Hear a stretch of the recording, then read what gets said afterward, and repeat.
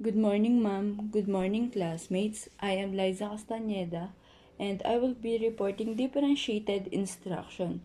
So, first, let's define differentiated instruction. Differentiating instruction may mean teaching the same material to all using of a student's variety of instructional strategies, or it may require the teacher to deliver the lessons at varying levels of difficulty based on the ability to each student.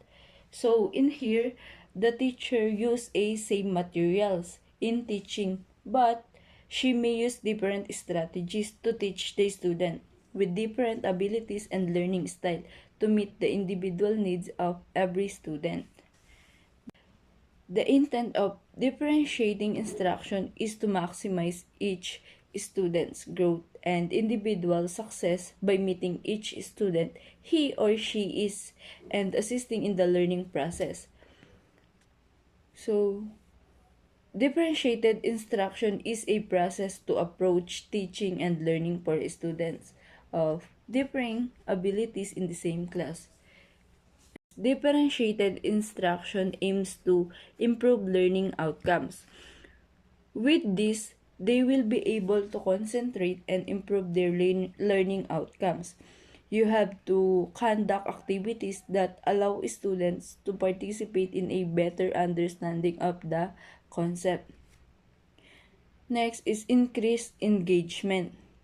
So, it is important to engage them for long periods of time by taking classes that are fun and interesting. Next is inspire a love of learning. Remove the inhibitions on their curiosity and encourage them to show the passion. So, they can inspire others, give them support, and they love what they doing and they learned at the same time. Next is increase self-awareness. Discuss how those situations might make them feel, how and what they might think, and how they might act based on those thoughts and feelings. And the last is help student more efficiently and with deeper understanding. Teaching requires creativity and innovation to help the student to be productive, um, and they're not losing interest in the teaching process.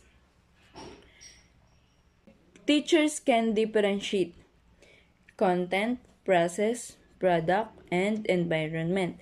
Then, according to students, readiness, interest, and learning profile.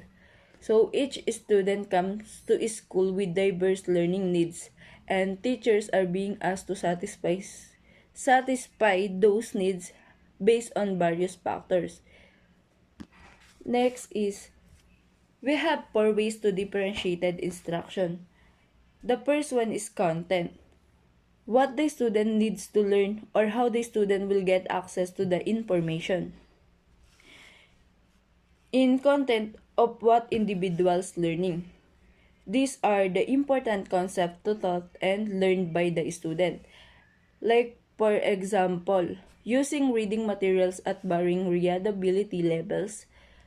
Another example, using spelling or vocabulary list at readiness levels of students. And the second one is process. Activities in which the student engage in order to make sense of or master the content. In process of how they are learning it. In the process, this is how you teach, how you utilize your materials to engage your student in teaching and learning process. Example, providing interest centers that encourage students to explore subset of the class topic of particular interest to them. And the third one is products, culminating projects that ask the student to rehearse, apply, and extend what he or she has learned in a unit. In product, way of demonstrating that learning has happened. Like, like for example, giving students options of how to express required learning. Create a puppet show, write a letter, or develop a mural with labels. And the last one is learning environment, the way the classroom works and feels, in which learning happens. Example, providing materials that reflect a variety of cultures and home setting. Next is, these curriculum-related factors are based on student need in three areas: readiness, student preparation for learning specific information or skills; interest, what appeals to students and thus motivates them to learn; and lastly, learning profile, how students approach the task of learning.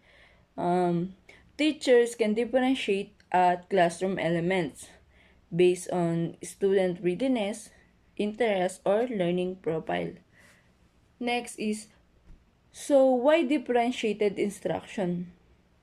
Classrooms are filled with students who have different needs, come from different educational backgrounds, have different attention spans and interests, have different language abilities, and have different cultural backgrounds. Next is, differentiated instruction allows us to give students the support they need instead of lumping them together in one big group. Smaller groups make it easier to see who has mastered the lesson goals and has acquired the skills to move on. And larger class sizes make it more difficult to zero in on individual student needs. In here, that it seems easier to teach the child when using differentiated instruction. Next is, content may be modified for students who need additional practice with essential elements before moving on. However, the expectation is that modification in other areas will ultimately allow all students to master the same key content. Content may be modified. These are changes to what child is taught, and which are changes to how the student learn. Next, effective differentiation requires ongoing evaluation of students' needs and conscious attention to designing instructional activities and assessment to meet those needs. It is true that teachers must have an extensive repertoire of research-based instructional strategies at hand, but they must also be able to think outside the box to ensure that each student's needs are met. So, the goal of differentiated instruction is to create learning opportunities that make allowances for differences in how individual students learn in order to ensure equal access to important academic content. And lastly, thus differentiated instruction is not the same as individualized instruction. Every student is not learning something different. They are all learning the same thing but in different ways. So, every student does not need to be taught. Individually differentiating instruction is a matter of presenting the same task in different ways and at different levels so that all students can approach it in their own ways.